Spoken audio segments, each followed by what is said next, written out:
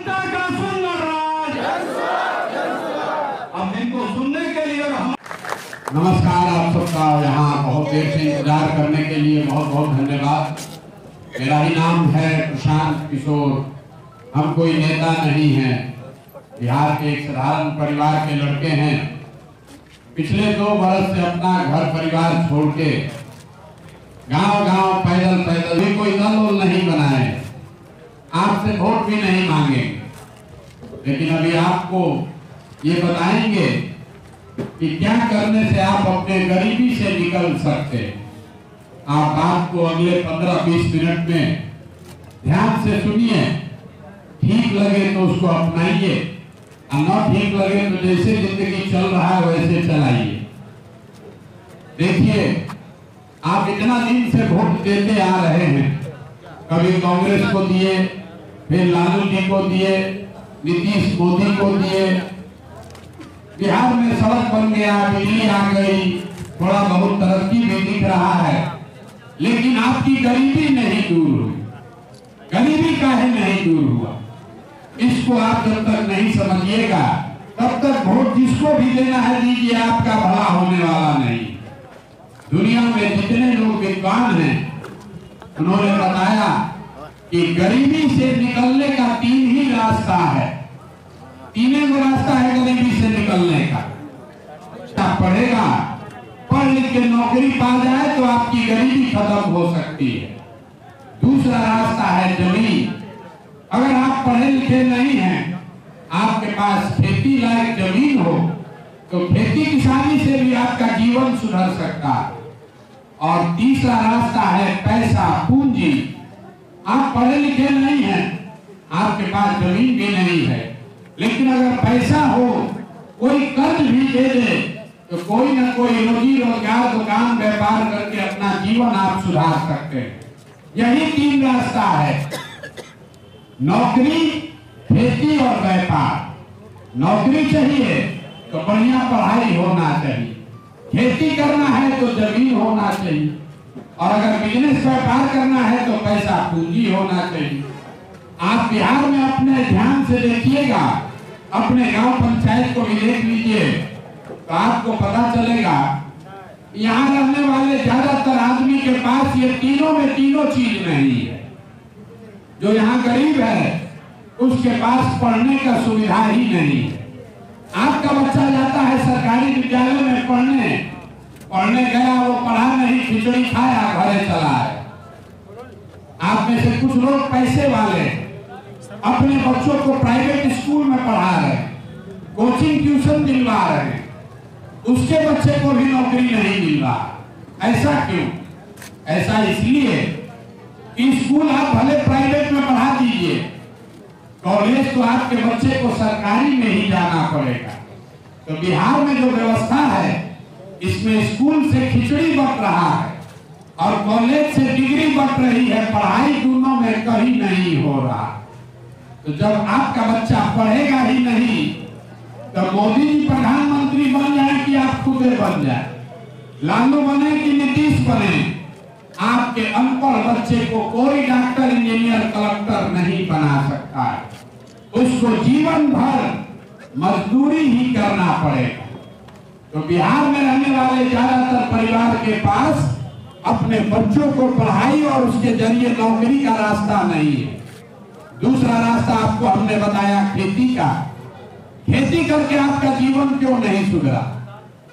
यही खेती करके हरियाणा, पंजाब में लोग इतना राजा हो गया कि पूरा बिहार से आदमी पंजाब में मजदूरी करने जा रहा है। आपका जीवन क्यों नहीं सुधरा?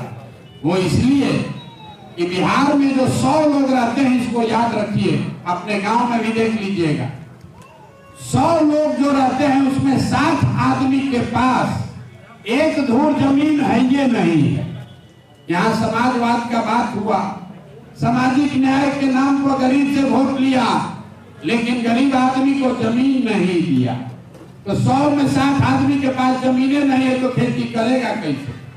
जो 40 को बच गया उसमें 35 आदमी ऐसा है जो 2 बीघा से कम का खेती करता है। यहाँ जो लोग बैठे हैं इसमें भी देखिएगा तो 100 में 4-5 ऐसा है जो 2 बीघा से ज्यादा का खेतीहर है। जो खेती करने वाला आदमी है उसको मालूम है खेती जो यहाँ है ये कमाने वाली खेती नहीं है, खाने वाली खेती है। जो आप खेती करते हैं उससे पेट भर जाएगा, नून तेल कपड़ा साड़ी धोती का जुगाड़ है। लेकिन अगर आपके घर में बेटी का बियाह लग जाए, कोई बीमार पड़ जाए, आपके घर में अगर कोई नौकरी व्यापार नहीं है, तो किसान को 1-2 कट्ठा जमीन बेचे बगैर उपाय नहीं है। तो आपके पास पढ़ाई का साधन है नहीं, खेती से कमाई का साधन है नहीं, एक रास्ता बचा। अगर आपके पास पैसा होता, कुछ नहीं करते, कुछ अपने यहाँ 4 गो गाय भैंस पाल लेते, कोई रोजी रोजगार कर लेते, दुकान खोल लेते, सीमेंट का, कपड़ा का, चाय का कोई दुकान खोल लेते, आपका जीवन चलने लगता। वो आप क्यों नहीं कर पाए? उसके लिए विधायक सांसद का जरूरत नहीं है।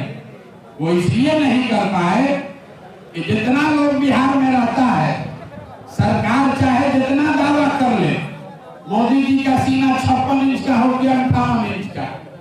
यहाँ रहने वाला 100 में 80 आदमी दिन में 100 रुपया भी नहीं कमा रहा। 100 में 80 आदमी दिन में 100 रुपया भी नहीं कमा रहा। कुछ आदमी कहता है भैया मजदूरी है 300 रुपया, तो एक आदमी 100 रुपया कैसे नहीं कमा रहा? हम आपको बता रहे हैं कैसे नहीं कमा रहा। एक परिवार में अगर 5 आदमी है, मजदूरी एक कर रहा है, तो हर आदमी के दिन पर कितना पड़ा? 60 रुपया। उसको भी 30 दिन मजदूरी नहीं है, 15 दिन मजदूरी मिला, एक आदमी का कमाई कितना हुआ? 30 रुपया। तो इस महंगाई के जमाने में अगर आप दिन में 100 रुपया भी नहीं कमाते हैं, तो खाइएगा क्या, बचाइएगा क्या, और रोजी रोजगार व्यापार के लिए पैसा पूंजी कहाँ से लाइएगा? तो आपके पास ना पढ़ाई, ना खेती के लिए जमीन, ना रोजी रोजगार के लिए पैसा, तो वोट जिसको देना है दे दीजिए, गरीबी से निकलिएगा कैसे? सरकार चाहे सड़क बना दे कि बिजली ला दे, आपको 5 किलो अनाज दे दे कि सिलेंडर बांट दे, आपका गरीबी नहीं खत्म हो सकता। जो अगर कह रहा है तो झूठ बोल रहा। गरीबी खत्म तब होगा जब आपके बच्चों के पढ़ने की व्यवस्था हो। गरीबी खत्म तब होगा जब यहाँ के भूमिहीनों को सरकार जमीन दे। गरीबी खत्म तब होगा जब यहाँ के महिलाओं को, युवाओं को सरकार घर घर कर्ज दे, पैसा दे, ताकि हर आदमी कुछ न कुछ रोजी रोजगार कर सके। अब आप पूछिएगा कि बात तो तीनों ठीक है भैया, होगा कैसे? यही बताने के लिए गांव गांव पैदल चल रहे। अभी 5 मिनट में आपको रास्ता बताएंगे, आपको समझ में आ जाए तो और कुछ हो चाहे ना हो, आपके बच्चों को रोजगार, पढ़ाई जरूर मिल जाएगा। तो आपको रास्ता बताएं, उससे पहले एक सवाल आपसे पूछेंगे, उसका जवाब सबको देना है। बड़ा शांत होकर आप सुन रहे हैं, आपको सवाल का जवाब देना है। आपको अभी अपने आंख के सामने दिखेगा कि कहां गलती हो रही है। सब आदमी जरा सोच के बताइए, आपके गांव पंचायत में और कुछ हो या ना हो, सभी के बच्चों के पढ़ने के लिए अच्छी व्यवस्था होनी चाहिए या नहीं होनी चाहिए?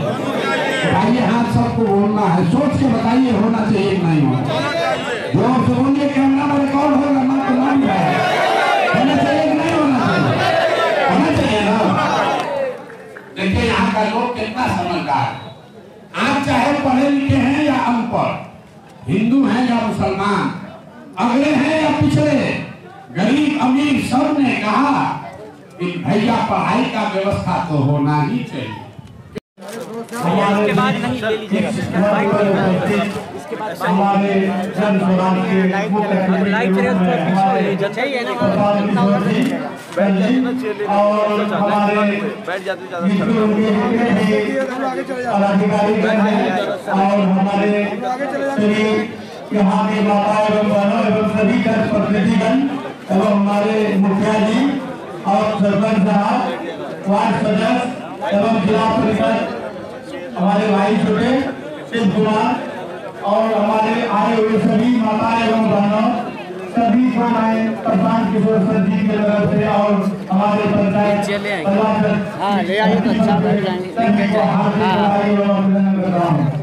और बहुत खुशी की बात है आज प्रधान सर इतने कम समय में हमारे बरुआ से पहला कदम रखे हैं। मैं इसके लिए जोरदार से स्वागत करना चाहता हूँ और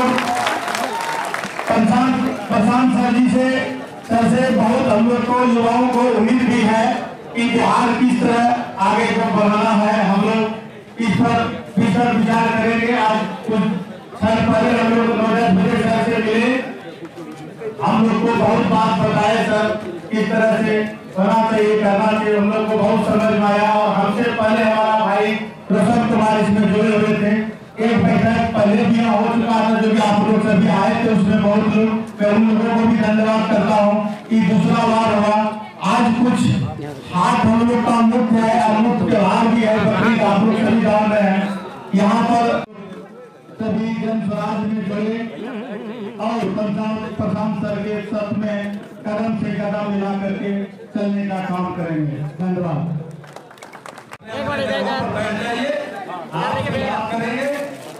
भैया सामने लोगों को नहीं दिखेगा।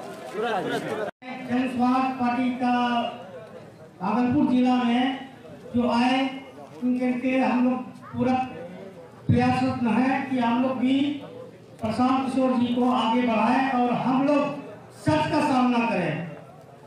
और विशेष क्या बोलूं कि आप लोग जिस तरह मीडिया बंधु और भाई बंधु आप लोग यहाँ बैठे हैं, जितना टाइम दिए इसके लिए हम शुक्रिया करते हैं। और एक बार जोर से नारा लगा दिए, जय बिहार, जय बिहार। बस इसी तरह नारा लगना चाहिए हम लोग के पंचायत में, प्रखंड में, जो हम लोग एक जनशक्ति के अनुसार हम लोग सामना कर सके और लड़ सके हम लोग इस सामना से। धन्यवाद।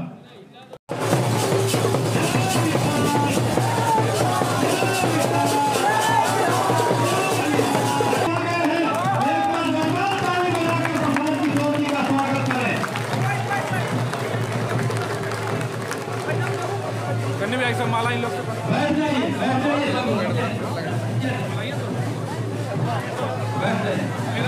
बैठ जाइए सब लोग।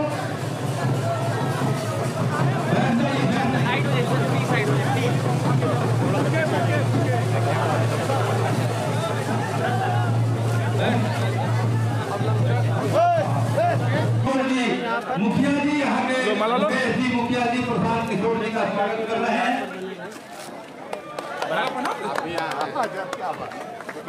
जिला पार्षद जी शिव कुमार जी, हाँ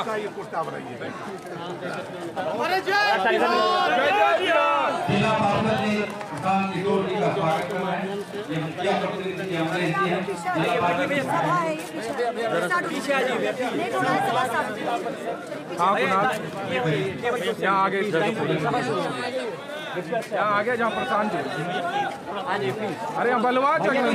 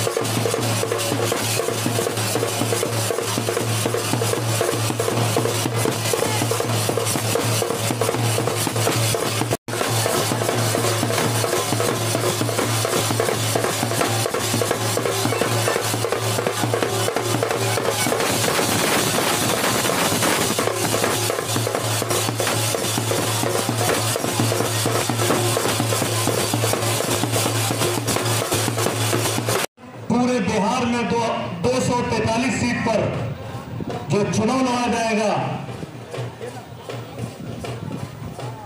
ये बहुत अच्छा रिजल्ट होगा, चूंकि इनके माध्यम से जो 18 महीना या 19 महीना जो पैदल यात्रा हुआ है, इससे पूरे बिहार में लगभग बदलाव के कगार पर आ चुका है।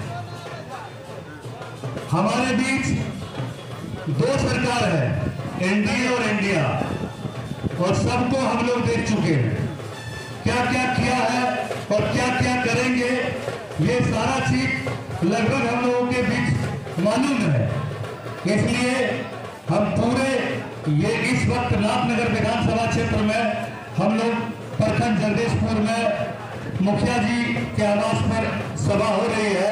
हम सभी नाथनगर विधानसभा जनता से अनुरोध करेंगे कि जन स्वराज प्रशांत किशोर के हाथ को मजबूत करें और इससे बेहतर उपाय और बेहतर विकल्प हमारे बीच कभी नहीं आया, क्योंकि इनका एजेंडा है निस्वार्थ, निःशुल्क और निष्पक्ष।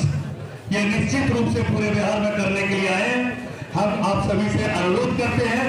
इसी के साथ मैं अपनी बात को वाणी को समाप्त करता हूं। जय हिंद, जय भारत, खुदा।